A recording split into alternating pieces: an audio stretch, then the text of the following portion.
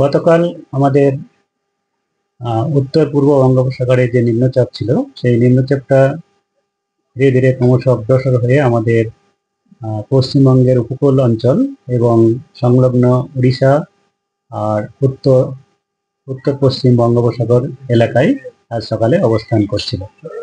আর এরই প্রভাবে গত 24 ঘন্টাতে আমাদের পশ্চিমবঙ্গের উপকূল অঞ্চলে ভারী থেকে অতি ভারী এবং কলকাতাতে অত্যন্ত ভারী বৃষ্টিপাত হয়েছে।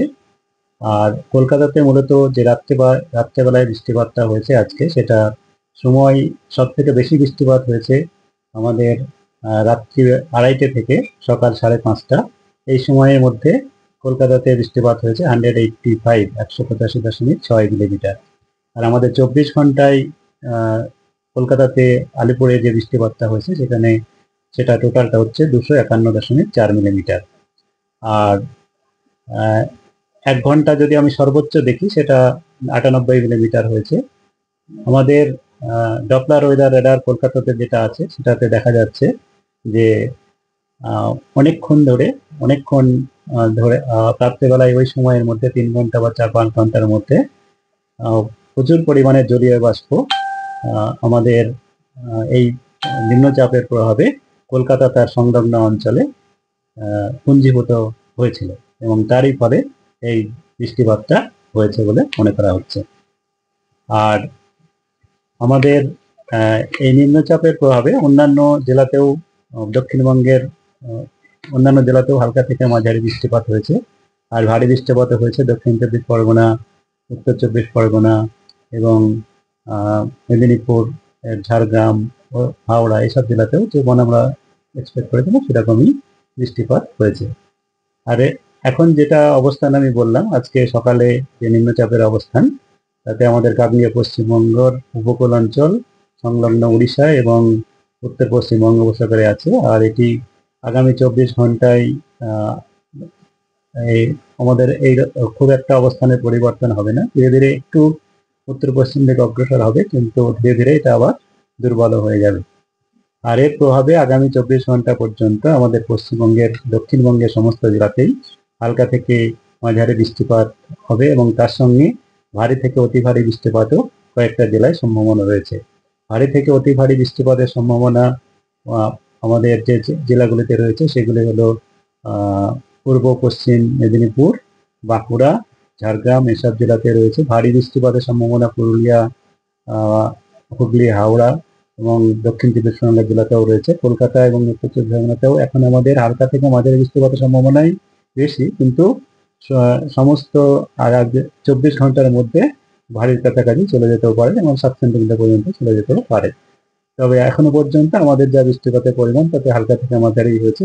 গত 6 ঘন্টাতে 2.4 মিলিমিটার মতো হয়েছে। আর এখন আমাদের যেটা ফোরকাস্ট আছে, সেটা হচ্ছে যে হালকা থেকে মাঝারি বৃষ্টিপাত, যেটা পাসিং শাওয়ার, এটা কন্টিনিউ করবে, বেশ কয়েক পশলা হবে কলকাতা এবং তার পার্শ্ববর্তী অঞ্চলে। আর উত্তরবঙ্গের যেটা রয়েছে, সেটা উত্তরবঙ্গে কেবল আগামী 3-4 দিনে তো বৃষ্টিপাতের পরিমাণ কমই থাকবে, হালকা থেকে মাঝারি বৃষ্টিপাতই কেবলমাত্র হবে, বজ্রবিদ্যুৎ সহ। আর এর প্রভাবে, এই যে নিম্নচাপের প্রভাবে আমাদের বঙ্গোপসাগর এলাকায়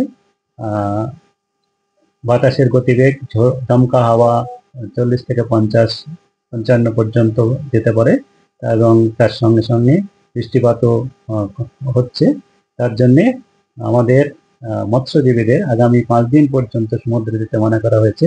এর প্রভাবে 2 দিন, কিন্তু তারপরে আমাদের আরেকটা গতকালকে বা তার আগে থেকে যেমন বলা হয়েছিল যে 25 তারিখ বা তার আশেপাশে আরেকটা নিম্নচাপ তৈরির সম্ভাবনা রয়েছে আমাদের পূর্ব মধ্য বঙ্গোপসাগর এবং সংলগ্ন উত্তর পূর্ব বঙ্গোপসাগর এলাকায়, এবং এটি ক্রমশ অগ্রসর হয়ে আমাদের উত্তর পশ্চিম এবং সংলগ্ন পশ্চিম মধ্য বঙ্গোপসাগরে আসবে 26 তারিখ নাগাদ, যেটি গভীর নিম্নচাপে পরিণত হওয়ার সম্ভাবনা থাকবে 26 তারিখ নাগাদ। এবং 27 তারিখ নাগাদ এটা উড়িষ্যা এবং অন্ধ্রপ্রদেশ উপকূল সংলগ্ন অঞ্চল দিয়ে অতিক্রম করার সম্ভাবনা আছে স্থলভাগ। এর প্রভাবের জন্য আমাদের মৎস্যজীবীদের জন্যেও সতর্কতা আগামী 5 দিন পর্যন্তই থাকছে। মৎস্যজীবীদের আগামী 5 দিন পর্যন্তই সমুদ্রে যেতে মানা করা হয়েছে। আর এই নিম্নচাপ এবং এখনকার যে নিম্নচাপ এর প্রভাবে আগামী 2 দিনে আমি ভারী বৃষ্টিপাত বললাম। তাছাড়াও পরবর্তী নিম্নচাপের জন্য আমাদের পশ্চিমবঙ্গের সমস্ত জেলাতেই, দক্ষিণবঙ্গের সমস্ত জেলাতেই হালকা থেকে মাঝারি বৃষ্টিপাত হবে এবং একটি জায়গায় উপকূল অঞ্চলে ভারী বৃষ্টিপাতের সম্ভাবনাও আপনার থাকছে। আর এই পরের নিম্নচাপটি সম্পর্কে আরো বিষয় আমরা ওয়াচে রয়েছি। আমরা ক্রমশ সর্বোচ্চক্ষণ এটা ওয়াচ রাখা হচ্ছে, এরপরে আরো ডিটেলস দেওয়া হবে আর কি। ধন্যবাদ। এরপরে যে নিম্নচাপ সেটি কোন দিকটা হবে? পশ্চিম উত্তর পশ্চিম দিকে হবে, যেটা হচ্ছে আপনার আমি বললাম যে যেটা ফরমেশন হচ্ছে পূর্ব মধ্য বঙ্গোপসাগর সংলগ্ন উত্তর পূর্ব বঙ্গোপসাগর অঞ্চলে। তো সেটা ক্রমশ সরে আসবে আমাদের উত্তর পশ্চিম এবং সংলগ্ন পশ্চিম মধ্য বঙ্গোপসাগর অঞ্চলে এবং দক্ষিণ উড়িষ্যা সংলগ্ন অন্ধ্রপ্রদেশ কোস্ট দিকে যাবে। তার জন্যে এটা একটু আমাদের থেকে দূরে হলেও কিন্তু এটা যেহেতু গভীর নিম্নচাপে পরিণত হবে, তার প্রভাব মৎস্যজীবীদের উপর থাকবেই। তাছাড়া আমাদের তেও ময়েশ্চার কিছুটা থাকবে, তার জন্য বৃষ্টিপাত হবে। আর হালকা থেকে মাঝারি বৃষ্টিপাত তো থাকবেই, তবে ভারী বৃষ্টিপাত আমাদের একদিন দেওয়া রয়েছে, আবার পরে আবার আপনাদের আপডেট দেওয়া। একটা প্রশ্ন, অনেকে বলছে কালকে অফিসিয়ালি আমরা অলরেডি আপনাদের প্রেস রিলিজ দিয়েছি গ্রুপে, সেখানে আমরা মেনশন করেছি যে এটা আপনার যেটা আমাদের নিম্নচাপ ছিল, সেই নিম্নচাপের প্রভাবে প্রচুর জলীয় বাষ্প আমাদের কলকাতা তার সংলগ্ন অঞ্চলে অনেকক্ষণ ধরে পুঞ্জীভূত থাকে এবং সেটি বৃষ্টিপাতের কারণ হয়ে ওঠে। এটা আমরা যদি আমাদের ডপলার ওয়েদার রেডার যেটা আমাদের কলকাতাতে আছে তার ছবিও আমরা দিয়েছি, সেটা আপনারা যদি লক্ষ্য করেন যে মেঘের উচ্চতা বা হাই যেটা ছিল সেটা সর্বোচ্চ 5 থেকে 7 কিলোমিটারের মধ্যে, খুব বেশি উচ্চতা ছিল না। এটা নিম্ন স্তরে, বাতাসের নিম্ন স্তরে প্রচুর পরিমাণে জলীয় বাষ্প পুঞ্জীভূত হওয়ার কারণে এই বৃষ্টিপাতটা হয়েছে। আর অনেক সময় অনেক নিম্নচাপের ক্ষেত্রেই এরকম হয়ে থাকে। কারণ হচ্ছে আমরা পূর্ববর্তী যদি দেখি যে যখনই কোনো নিম্নচাপ বা গভীর নিম্নচাপ তৈরি হয়, তখন আমাদের দুই এক জায়গাতে বা 2-4 জায়গাতে এক্সট্রিমলি হেভি রেনফল, যেটা 200 মিলিমিটার বা বেশি তার হয়ে থাকে।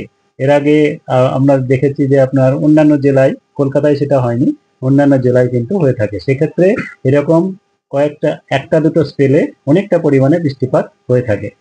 এই যে এটা নিম্নচাপের প্রভাব বলেই আমরা মনে করছি। এই যে বৃষ্টিপাত, যে যত মিলিমিটার বৃষ্টি হয়েছে, এরকম কলকাতা রেকর্ড। হ্যাঁ, এটা এবার আমাদের যেটা পরিসংখ্যানের হিসাবে যেটা দেখি, সেপ্টেম্বর মাসের পরিসংখ্যান শুধু যদি আমরা দেখি, এটা অবশ্যই একটা যেগুলো আমাদের এক্সট্রিম রয়েছে তাদের মধ্যে অন্যতম। যেমন সব থেকে বেশি বৃষ্টিপাত কলকাতায় আপনার হয়েছিল সেপ্টেম্বর মাসে, সব থেকে হাইয়েস্ট, সেটা হচ্ছে 369.6 মিলিমিটার, 28শে সেপ্টেম্বর 1978 সালে। আর তারপরে সেকেন্ড হাইয়েস্ট আছে আপনার 259.5 মিলিমিটার, এটা হচ্ছে 26শে সেপ্টেম্বর 1986 সালে। তারপরে হচ্ছে এটা আমাদের সেপ্টেম্বর মাসে তৃতীয় হাইয়েস্ট। সেপ্টেম্বর মাসের হিসাবে এটা তৃতীয় হাইয়েস্ট। যদি আমরা সমস্ত মাস দেখি সেক্ষেত্রে এটা ষষ্ঠতম। তার আগে আপনার 369.6 যেমন আছে, দ্বিতীয় রয়েছে 303.5, এটা 1908 সালে। তারপরে 289.9 1984 সালে, 259.5 1986 সালে, 253.4 253.0 এটা হচ্ছে 1888 সালে। তারপরে আমাদের 251.4। তো এটা হচ্ছে আপনার আমাদের কলকাতার বৃষ্টির পরিসংখ্যান। সেক্ষেত্রে এটা অবশ্যই আমাদের 1 থেকে 10-এর মধ্যেই আসছে, ষষ্ঠতম। আর সেপ্টেম্বরের দিকে আমরা তৃতীয়তম।